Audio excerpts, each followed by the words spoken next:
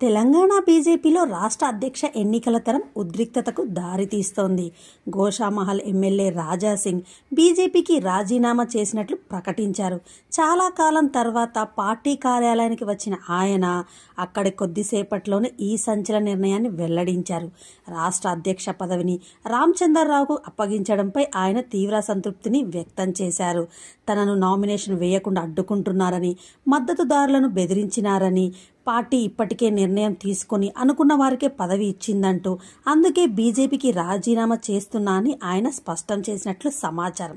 రాజీనామా లేఖను రాష్ట్ర అధ్యక్షుడికి అందించేందుకు పార్టీ కార్యాలయానికి వచ్చిన ఆయన తనతో పాటు 3 కౌన్సిల్ సభ్యులు కూడా రాజీనామా చేసినట్లు తెలిపారు.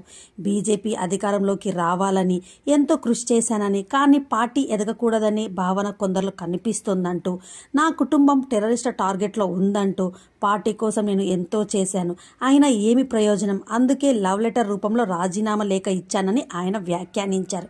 అయితే బీజేపీకి రాజీనామా చేసిన హిందుత్వ పోరాటం మాత్రం కొనసాగిస్తానని ఆయన స్పష్టం చేసినట్లు సమాచారం.